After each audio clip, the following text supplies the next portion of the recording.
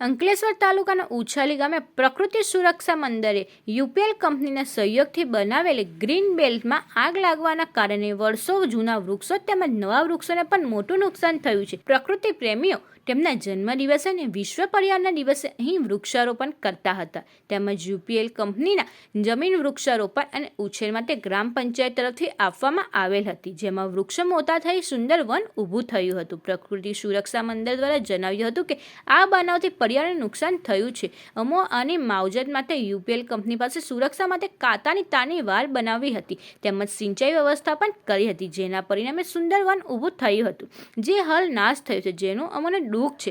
અમોએ સંગ્રહ વિભાગો જેવા કે પોલીસ, વન વિભાગ, પંચાયત કચેરી, મામલેદાર અંકલેશ્વર તેમજ યુપીએલ કંપનીને જાણ અને ફરિયાદ કરી છે.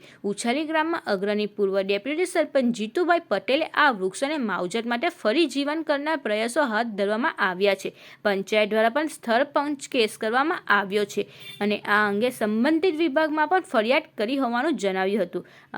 અગ્નિ કારણોસર લાગેલી આગ હોવાનું પ્રાથમિક જણાય છે, જે બાબતે હાલ તપાસ પણ ચાલુ છે.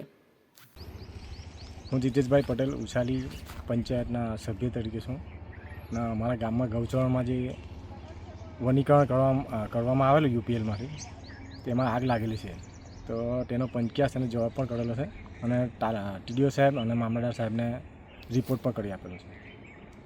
આ કયા કારણસર લાગી છે, કોઈ તમને કંઈ ખ્યાલ ખરો? અગમ્ય કારણસર લાગેલી છે. કોઈ એડાપૂરો કંઈ બાયું નથી એવું લાગે? એવું કોઈ બાયું નથી. અને જીવન કરવા માટે તમે શું પ્રયાસો કરવાના છો? જીવન કરવા માટે અમે પાણી ને એનો પ્રયત્ન કરી રહેલા છે.